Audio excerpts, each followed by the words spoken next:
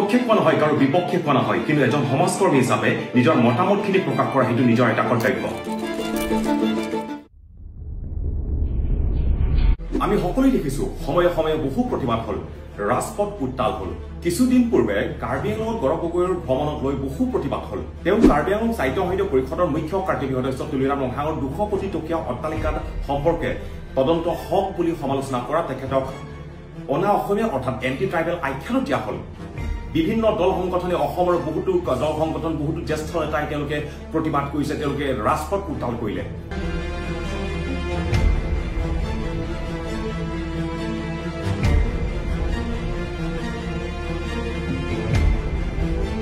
পীযুষ হাজৰিকাৰ দৰে মন্ত্ৰী হৰফ হৈ উঠিল ঠিকই আছে ভাল লাগিছে তেওঁলোকৰ অসমীয়া খিলঞ্জীয়া জনজাতীয় লোকসকলৰ প্ৰতি যি মৰম যি চিন্তা হেয়া আমাৰ বাবে বৰ ভাল লগা কথা কিন্তু এটা কথা কাৰ্বি ভূমি কেৱল থলুৱা জনগোষ্ঠীৰ লোকসকলৰ বাবেহে কিন্তু বৰ্তমান সময়ত বহিৰাগত মাটি কিনিবলৈ দিয়া হৈছে বহিৰাগত লোকসকলক স্থায়ী বসতি স্থাপন কৰিবলৈ দিয়া হৈছে আম্বানী আৰু আদানীক বৰবিয়া পাৰি দিয়া হৈছে কাৰ নেতৃত্বত এয়া তুলিৰাম লংহাং আৰু হিমন্ত বিশ্ব শৰ্মাৰ ডাঙৰ নেতৃত্বত সেইখিনি হৈছে মুকেশ আম্বানী ডাঙৰীয়াই অসমত CBG অৰ্থাৎ নাইপাৰৰ পৰা যিটো বায়োফুয়েল হয় নাইপাৰৰ পৰা বায়োফুয়েল উৎপাদন কৰাৰ কথা ঘোষণা কৰিছে আমি অহা 15 দিনত কাৰ্বি আংলঙত তেখেতক মাটিও দিম সো দ্যাট CBG can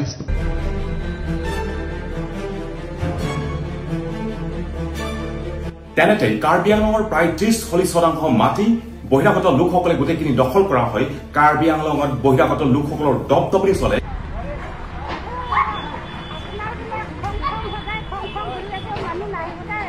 কাৰ্বিসকলৰ ওপৰত অত্যাচাৰ হয় খিলঞ্জীয়াৰ ওপৰত অত্যাচাৰ হয় কাৰোবাৰ প্ৰাণ হেৰাবলগীয়া হয় কাৰ্বিসকলৰ তেজ পৰিবলগীয়া হয় কিন্তু সেই একেটা সময়তে কাৰ্বি আংলঙৰ পিজিআৰ ঘটনাটো লৈ পেলাই অৰ্থাৎ বেদখলকাৰী মুক্ত কৰাৰ স্বাৰ্থত খিলঞ্জীয়াসকলে একত্ৰিত হৈ পেলাই কাৰ্বি আংলঙত প্ৰায় 1.5-2 বছৰ ধৰি আন্দোলন কৰি আহিছে কিন্তু সেই খিলঞ্জীয়াসকলৰ দাবী পূৰণ কৰাৰ স্বাৰ্থত আজিলৈকে হিমন্ত বিশ্ব শৰ্মাৰ কোনো ধৰণৰ প্ৰতিক্ৰিয়া দেখা পোৱা নাই আৰু সেইখিনি পূৰণ কৰাৰ স্বাৰ্থত কোনো এটা সৰু পদক্ষেপ লোৱা আমি দেখা পোৱা নাই We want bigger election! No election! জনগোষ্ঠীসকলৰ ভূমিক লৈ যিটো আন্দোলন সেই আন্দোলনৰ দাবী পূৰণ কৰাটো বাদ দিয়ক হিমন্ত বিশ্ব শৰ্মা ডাঙৰীয়া ৰাজ্যৰ আগত সভাত মাছমজিয়াত 6 দল এৰিয়াত জনজাতীয় লোকসকলে মাটি কিনিব পৰা হ'ব লাগে তাতো 15 দিনৰ ভিতৰত ইস্যু কৰিব পৰা হ'ব লাগে বুলি তেনেকুৱা ধৰণৰ মন্তব্য প্ৰকাশ কৰে ভয় কথা হ'ব নোৱাৰে ইয়াতে আমি যিসকল আমি 6 শিডিউলৰ ভিতৰত আছো গোৰ্খা হওক অসমীয়া হওক আদিবাসী হওক আমি মাটি কিনিব পাব লাগিব মাটি বিক্ৰীও কৰিব লাগিব আমি যদি সাৰ্কল অফিচত যাওঁ আমাৰ মাটি কিনা বেচা 15 দিনৰ ভিতৰত ৰেজিষ্টাৰ কৰি দিবই লাগিব সেই একেটা সময়তে ভাৰতীয় সংবিধানৰ 6ষ্ঠ অনুসূচীৰ অধীনৰ কাৰ্বি আংলং সাহিত্য সাহিত্য পৰিষদৰ স্বকীয়তা আৰু গৰিমা হ্ৰাস কৰি দিয়া হৈছে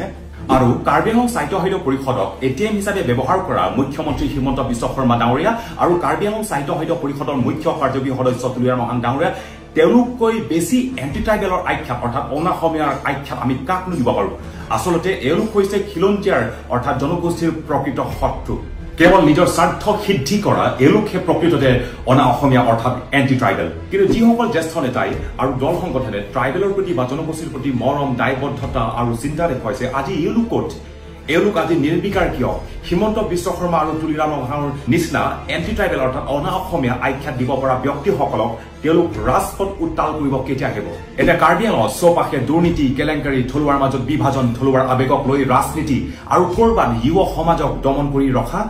বাক ৰুদ্ধ কৰিবলৈ কৰা চেষ্টা কোনো জ্যেষ্ঠ নেতাই দেখা পোৱা নাইনে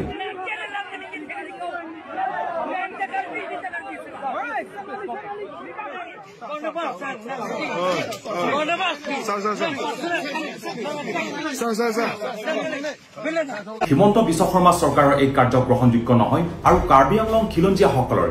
বহিৰাগতৰ উচ্ছেদ ইয়াতো হওক আৰু আমাৰ প্ৰতি সমদৃষ্টি ৰখা হওক শেষত সুধাকণ্ঠ ডক্টৰ ভূপেন হাজৰিকাৰ ভাষাৰে কওঁ আজিৰ অসমীয়াই নিজক নবচালে অসমতেই মগনীয়া হ'ব নমস্কাৰ